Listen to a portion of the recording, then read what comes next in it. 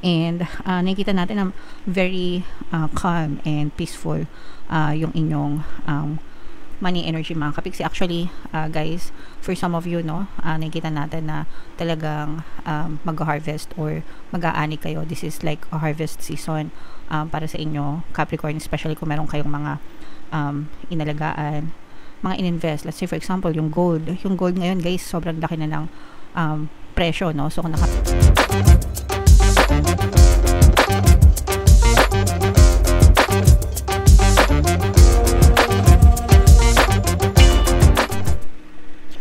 Hello guys, hello Capricorn, welcome back to Pinoy Pixie Tarot. Ang pamagatang episode natin for tonight is Money Money Come to Me. Ito yung ating money reading mga Kapixie para ngayong May para sa Capricorn, Sun, Moon, Rising Sign, and Venus. Unahin natin tong deck na to guys.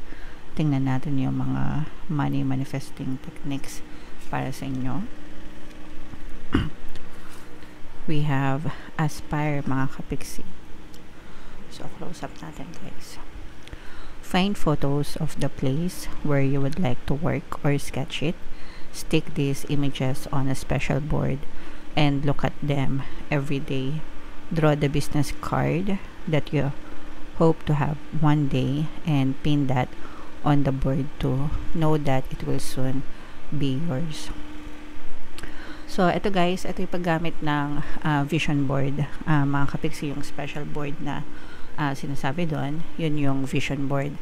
Actually, kahit ano, no, ito, nakalagay dito is more on work related na advice, diba? Pero, kahit anong gusto nyong ilagay sa vision board nyo, yung vision board, guys, kahit anong board lang siya, illustration board, cork board, whatever, kahit karton, ganyan. Ang purpose nun is, kapag may vision board kayo, ididikit nyo doon yung mga images, pictures, no, ng mga bagay na gusto nyong ma-achieve or makuha sa buhay nyo. And ang technique doon is to look at them every day and imagine how would you feel kapag nasa inyo na yung desire na gusto nyo.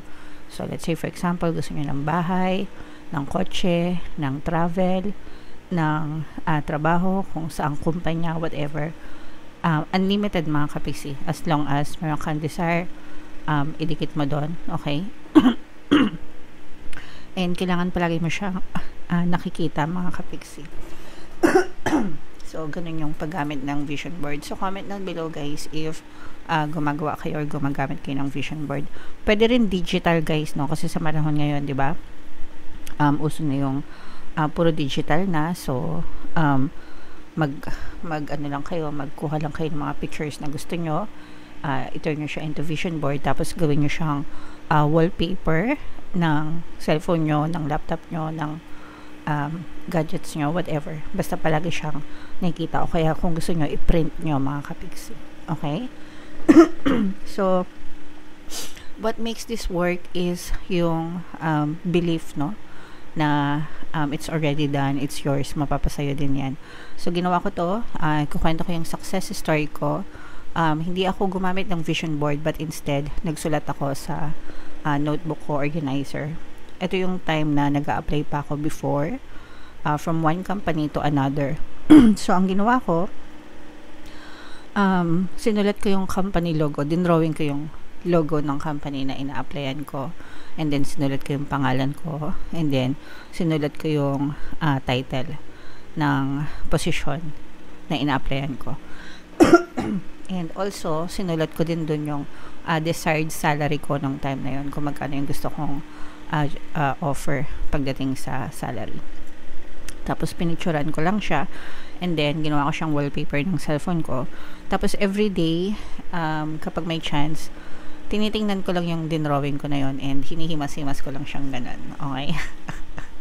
Tapos, after 2 weeks, mga Kapixie, naka-receive ako ng email from that company na natanggap ako doon sa posisyon, and even yung salary na nilagay ko is much higher kesa doon sa sinulat ko mga Kapixie. Okay?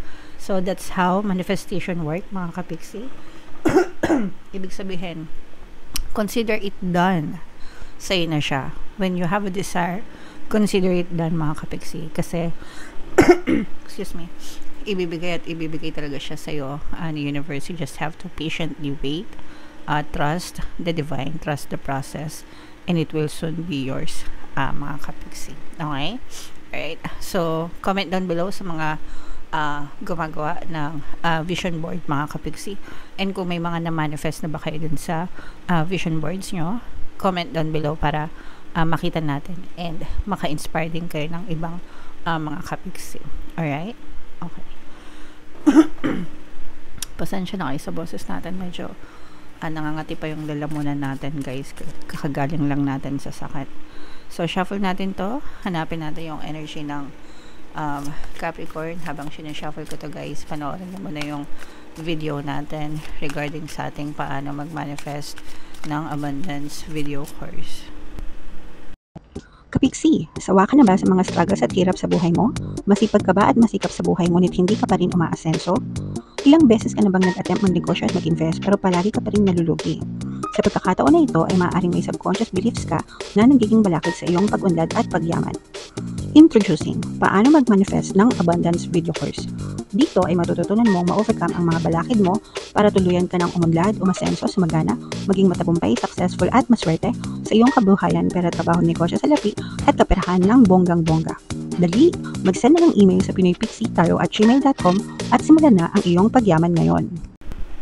Alright, so sa lahat ng gusto mag-avail ng course guys, naka-flash sa screen nyo. Una, meron tayong paano mag-manifest ng abundance video course.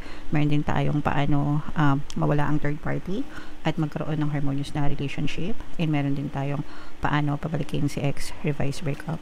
So sa mga interesado guys, mag-send lang kayo ng email sa pinoypixie@gmail.com. So, Capricorn guys, kaya in-represent ng Queen of Pens. Ito yung ating money energy mga kapiksi. Meron tayo dito guys, presence ng fire sign, Aries, Leo, Sagittarius, water sign, Cancer, Pisces, Scorpio, at saka earth signs, Capricorn, Taurus, Virgo. For some of you, maaaring may ganyang element kayo sa inyong natal chart, or you may be dealing with another people na may ganyan sa kanilang natal chart. Ito guys, napaka-positive nitong mga energies na to. For some of you, may mga, these are new beginnings mga kapiksi, no? This is something na parang mga hobby, yung mga hilig nyong gawin mga kapiksi. Tapos, pwede nyo siyang i-consider, pwede siyang pagkakitaan ng pera mga kapiksi, no? Or pwede siyang magdala ng another source of income sa inyo. So, let's say for example, mahilig kayo magluto. So, yung pagluluto nyo, pwede kayo magtinda ng mga merienda, magtinda ng mga pagkain, mga kapiksi na pwede magdagdag ng extra income sa inyo. O kaya naman, yung hilig nyo sa pagluluto, pwede nyo siyang gawing tawag dito, yung mga content, di ba? Mga content creator na mga nagluluto, ganyan, sinishare online. Tapos, dahil dun sa mga videos na yon, pwede kayo magkaroon ng extra income, no? Kumbaga, pwede siyang mag-generate ng income sa inyo. So, any hobby na hilig nyo, mga kapiksi, pwede nyo siyang i-level up into a skill, and maaari siyang magdala ng extra income sa inyong mga kapiksi. Alright?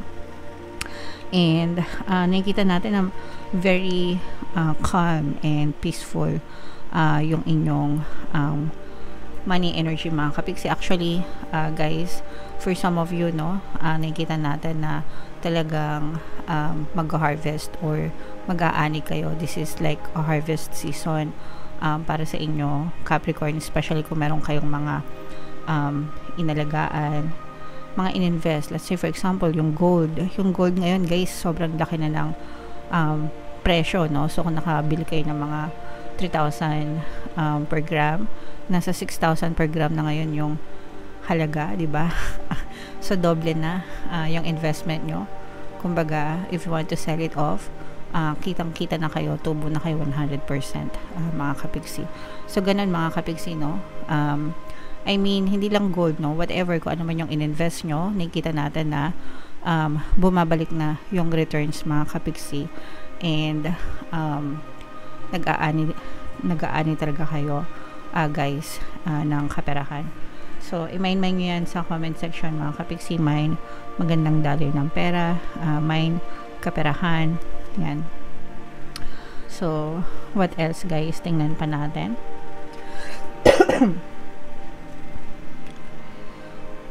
So, ilatag ko muna mga kapiksi. Dito, nakikita natin na for some of you, maaring medyo marami kayong burden, no? Pasanin, mga obligasyon, responsibility, mga kapiksi.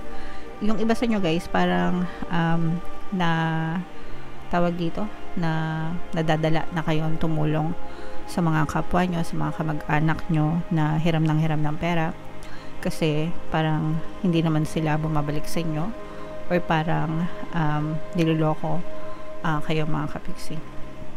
Parang ganun yung iba sa inyo. So parang nadadala na kayo na tumulong sa kanila mga kapiksi, and parang gusto nyo na lang maging independent guys. Kumbaga kilos on your own. Wala namang masamang tumulong sa mga kamag-anak guys, no, as long as lagyan nyo ng limitation para hindi kayo mapagsamantalahan din or maabuso.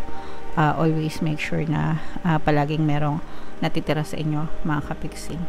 For some of you, there are some success na you will be celebrating mga kapiksi, no? Parang meron kayong ma-achieve na mga goals or dreams, mga mini goals or mini dreams na sinet nyo.